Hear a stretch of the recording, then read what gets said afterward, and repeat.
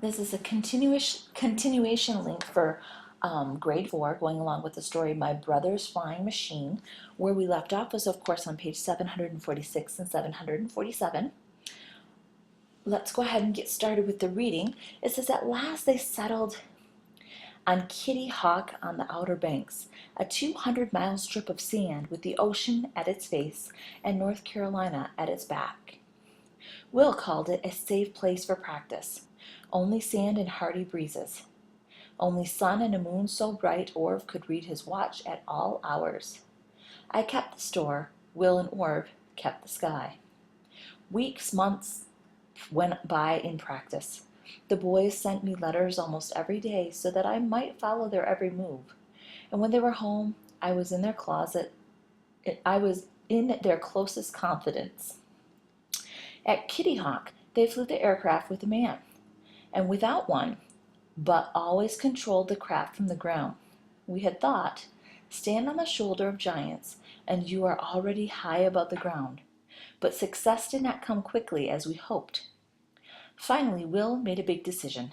We cast the calculations of others aside. So back in Dayton, they would start anew. This time, they felt they left Hawk for home, and when they left the wind, the sand, the mosquitoes that left the lumps like hen eggs, they came home with a new idea. So how does the author feel about the Wright brothers so far? Let's think about that. How does the author feel about the Wright brothers? Well, the narrator tells us all the steps that the brothers take towards building a flying machine, that it could carry a person as a passenger. We learn how they began with kites, then gliders, and then they build larger machines with greater wingspans. When the narrator asks Will if flying will be safe, we find out that he thinks being completely safe will never accomplish anything, even after having difficulties during their first trip to Kitty Hawk. The brothers continue to work towards their goal. The author admires the brothers and thinks they were not only intelligent, curious, and imaginative, but determined and daring as well. So with that being said, let's go ahead and put this last clue here, that we see how determined and daring the brothers were.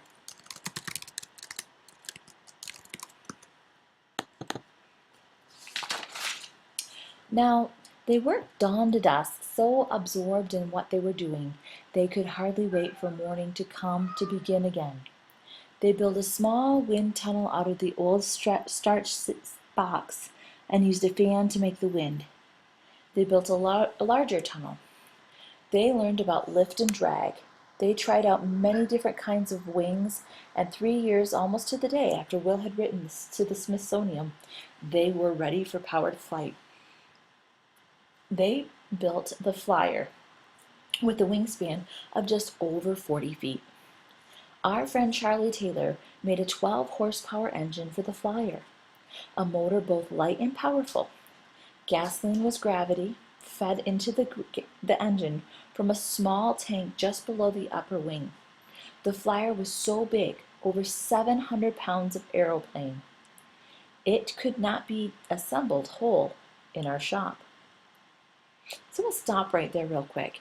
What strategies can you use to help you understand what is different about the brothers' second trip to Kitty Hawk? Okay? I want you to think about some strategies that can help you understand what was different about their second trip to Kitty Hawk. Okay?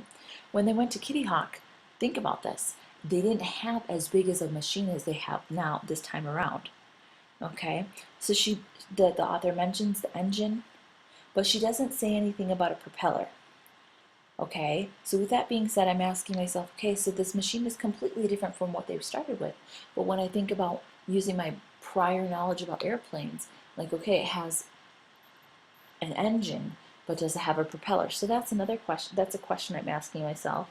I also want to know, since it can't be built in the shop, how are they going to transport this huge aeroplane that they have right now? Okay, let's continue to read to see how these things are done. Now back in Kitty Hawk, they went at the tag end of September in 1903, carrying crates filled with aircraft parts. It took weeks to put the Flyer together, weeks more to prepare for the flight.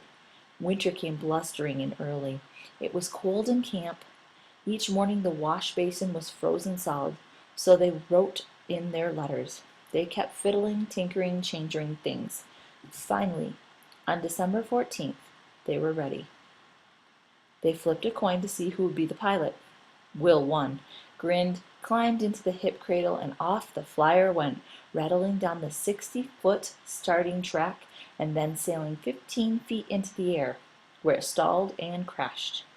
But they were encouraged nonetheless. The telegram they sent to Papa and me read, "Rudder only injured, success assured. Keep it quiet." I'm going to stop right there before we turn the page. How does the author show that creating and testing the flyer was a difficult task? How does the author show that creating and testing the flyer was a difficult task?